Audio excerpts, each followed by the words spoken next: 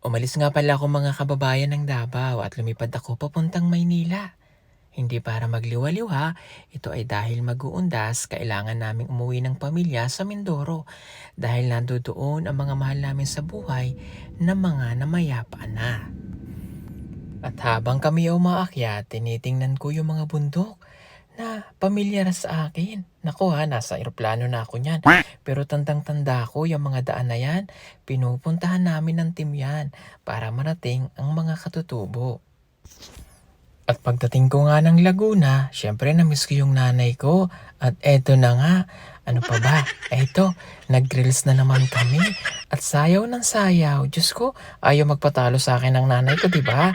At habang nga kami nagsasayaw, naku, pabida yung nanay ko ha. At bago matapos, binatukan pa ako. At pagkatapos ko nga sumakay ng eroplano, eto na, it's time para umuwi naman ng Mindoro dito sa aming bayan sa Lubang Island. At mahigit 2 oras na biyahe, mararating ang aming lugar. Buti na lamang, walang alon, hindi ako masyadong nalula.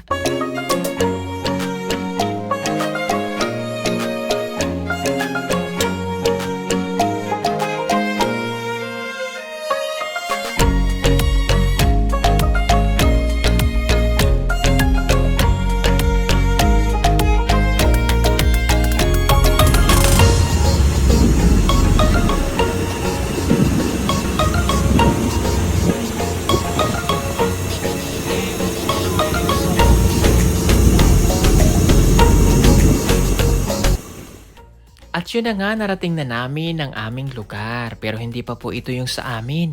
Ito po yung Barangay Agkawayan at ang susunod na barangay na kung tawagin ay Barangay Burol. Doon na po ang sa amin.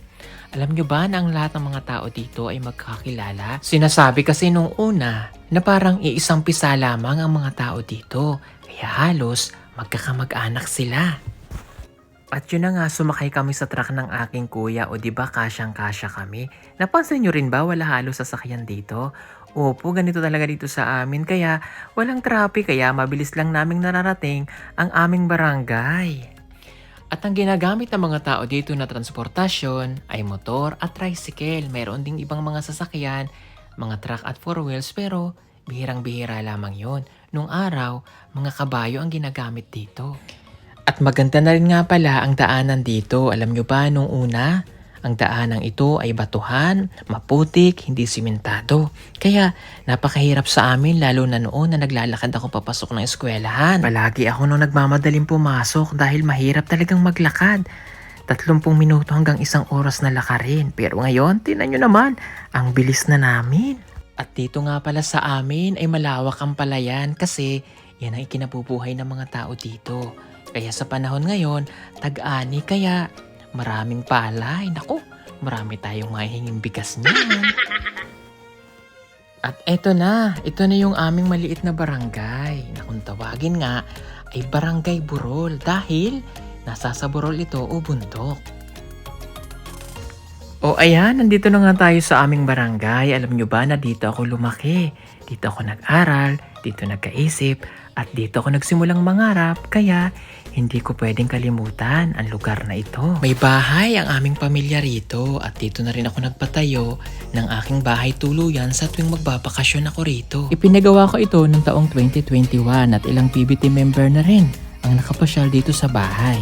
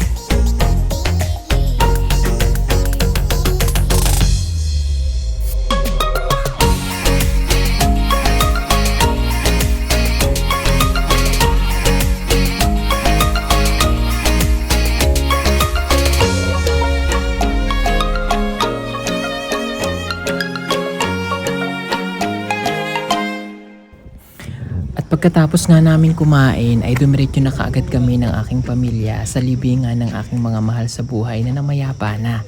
Ang sementeryo nga pala namin dito ay paakyat ng bundok kaya ilang step, aakyat ka muna at pagdating mo sa taas, hihingalin ka pero ayos lamang naman. Ito nga pala yung puntod ng aking ate at ng aking tatay, ganun din ang aming mga lolo at lola. Nagtirik na rin pala kami ng kandila para sa kanila. Inuna na namin silang dalawin. Kaysa naman, kami yung dalawin nila. At kinabukasan nga muli kaming bumalik at dito dala-dala na namin ang ilang mga kakailanganan namin at syempre hindi kinalimutan ang pagkain dahil dito sa amin nauuso na rin ba yung doon kumakain sa sementeryo habang pinapakain din yung iba na bumibisita sa mga puntod. At dahil araw nga ngayon ng mga patay, napakaraming tao at katulad na lamang nito, isang truck na naman kami. Malaki po kasi yung pamilya namin at dahil madami kami, marami ring pagkain kaya hayan ang mga kaldero na punong-puno ng pagkain. Tiyak, busog na naman.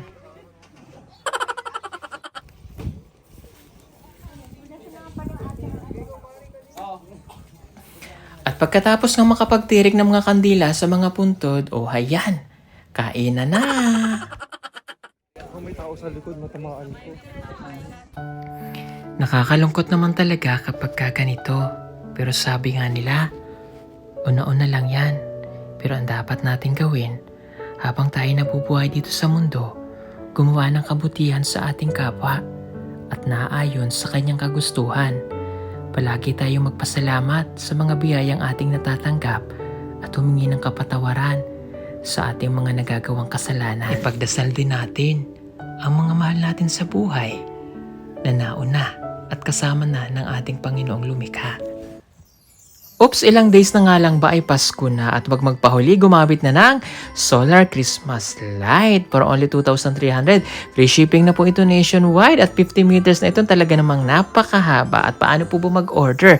Nandyan po ang detalye sa baba o tumawag sa 09311-424237. Mag-message sa aming messenger at PB Team Solar o hanapin sa inyong Facebook ang PB Team Solar na mayroong 96,000 followers. Order na!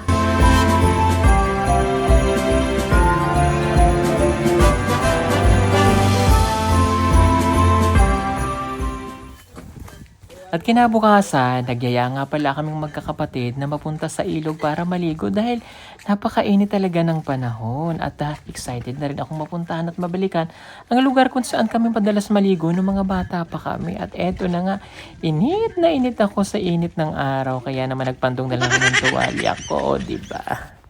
At habang kami nga ay naglalakad, nagkita ako nitong paborito kong kainin din nung bata ako. Ito yung tawagin ay lobo di bagyo. I-comment nyo na lang kung anong tawag yan sa inyo. O basta masarap yan na maasim-asim. Kaya pag nakita kanyan, kuhanin nyo dahil kinakain po yan. Masarap yan.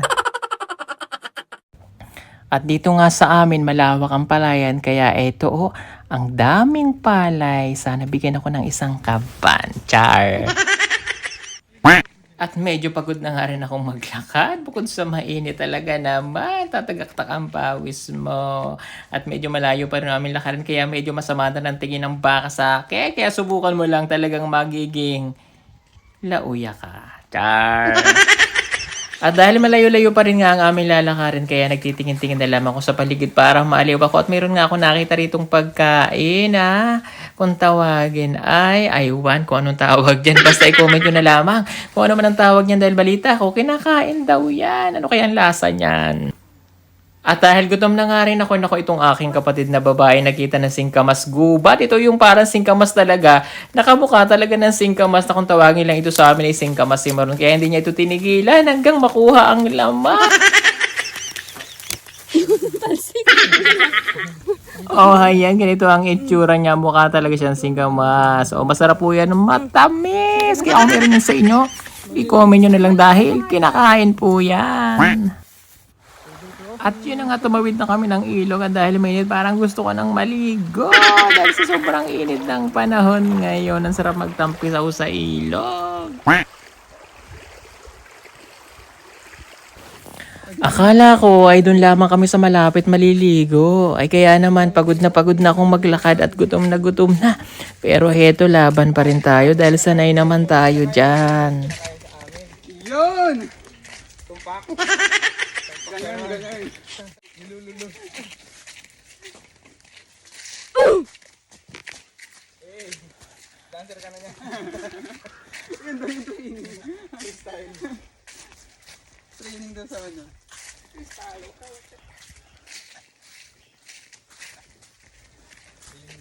At dahil gutom na nga kami sa paglalakad, ang layo-layo na ng nilakad namin. Kaya ito, it's time. Huminto rin sa wakas. At dahil gutom na nga ako at pagod, kakain na kami.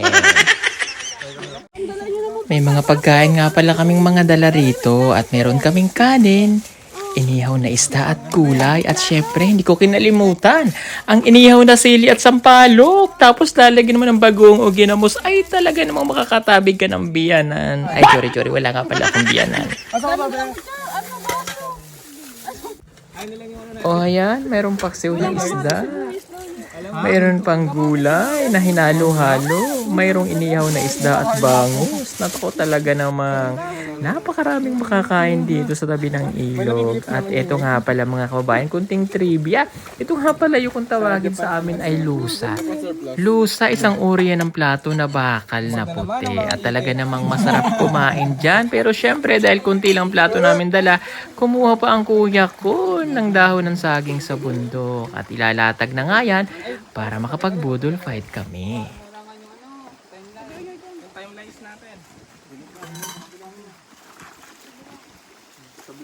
Nagplato na, may lusa na yan. Napakaganda nga pala ng aming kakainan. Talaga namang fresh na fresh ang dahon ng saging from the mountain. Lipat yan tayong guys natin.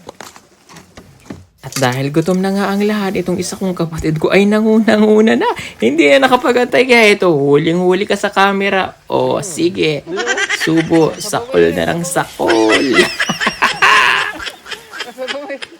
Baho.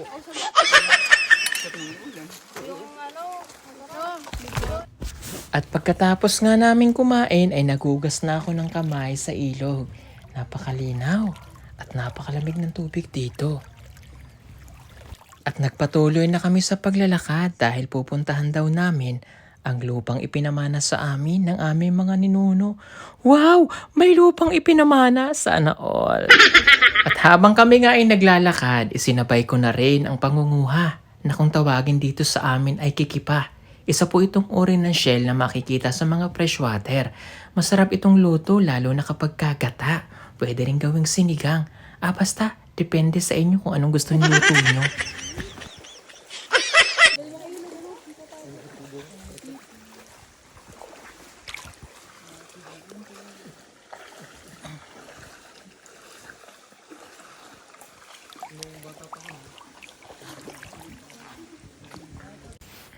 At habang kami nga ay naglalakad, nakita nga pala ang kuya ko na kung tawagin ay ubod ng uway. Masarap ito at special ito dito sa amin. Kaya lamang may kapaitan ng lasa nito. Pero masarap siya lalo na kapag isinawsaw mo sa bagoong.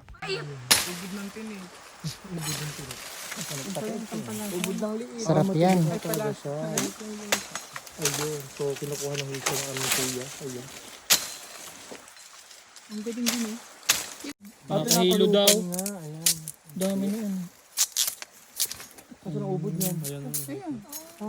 Ganun Uy, pala magic! yan.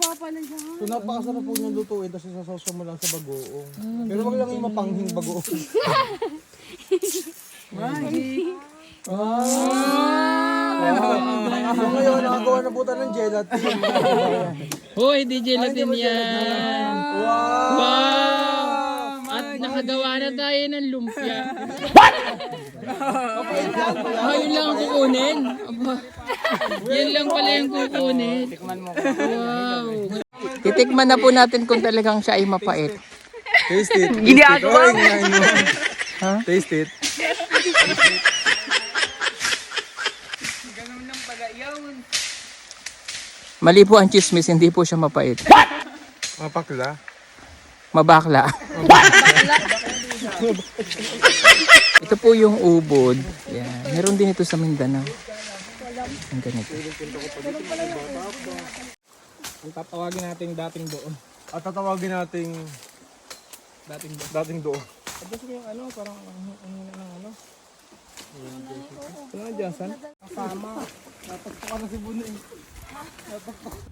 At habang kami nga ay naglalakad, hindi nakaligtas sa akin na isang uri ng pagkain o gulay na kung tawagin sa amin dito ay likbos. Ito yung uri ng kabuti o mushroom na tumutubo sa mga bundok na season lang din kung lumalabas. Ito yun no. Naku, napakasarap nito. I-comment nyo na lang kung anong tawag nito sa inyo. At sa layo-layo ng aming nilakad ay narating din namin ang tinatawag nilang kay Kalawang.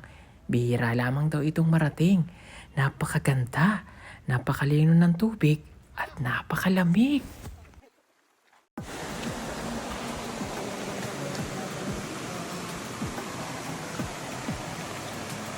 Wow, granda!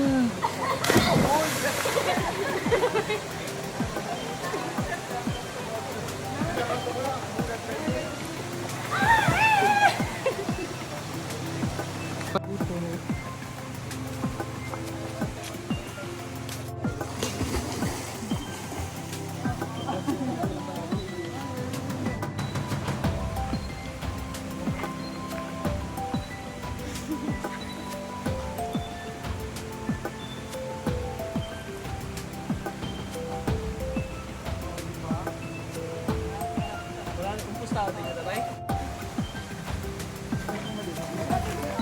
Sabi-sabi. Ganda dyan eh. Tabi po ang lamig.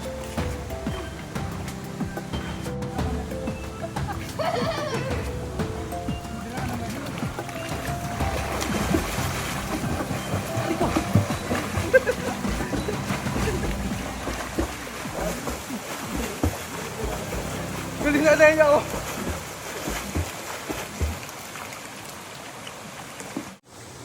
Tingnan ko man yung puso na ba? Ano hindi yung puso? Saan yung puso? May bato ka ng bini. May po.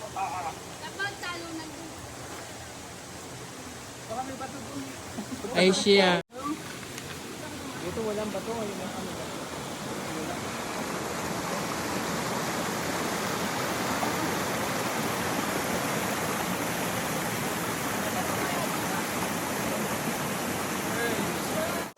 Okay, game!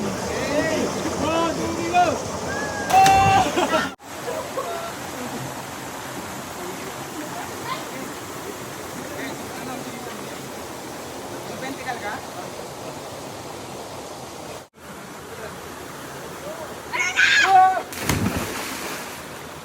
Hindi mo nasasayad sa ilalim. Ay, magigiba yung bato, mabibiyak! Ano ka nabiyak? Pinanaligtad!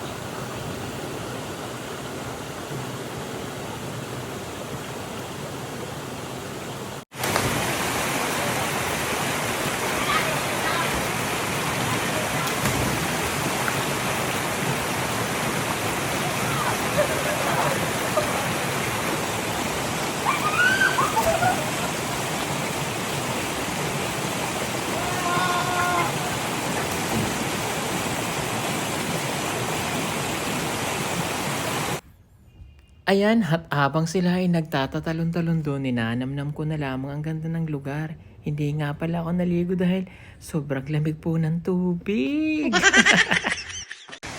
Hindi pa ito masyadong napupuntahan.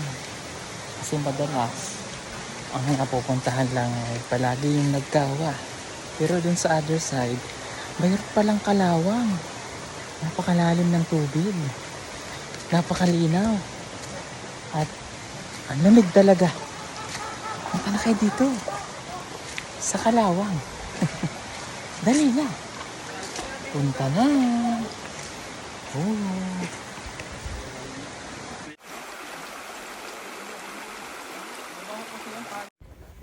Yun nga lamang, sisimulan na naming maglakad. Diyos ko, malayo na naman yung aming lalakarin pero okay lang dahil sulit naman ang aming pamumundok. Duhat kami sa Coldguna, naging kami nagtatambay. Yung pinakasilong. Duhat, punong duhat. At dinaanan na rin namin ang lupang ipinamana sa amin ng aming mga ninuno. Napakalawak nito, pero mahirap nga lamang marating. At kailangan mataniman ito ng mga prutas para mapakinabangan sa mga susunod na panahon. Sayang naman ang lupa kung hindi magagamit.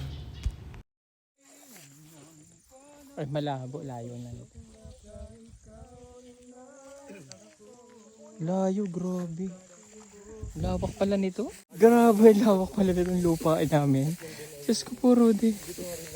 Grabe, lawak. Oh. Grabe, parang bumburo na to. So lakad na naman kami hanggang sa makarating na kami ng dam site.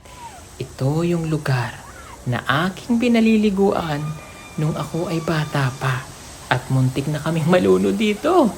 Nako, mahaba-habang kwento. Pwede ka magkulong dito sa ilalim.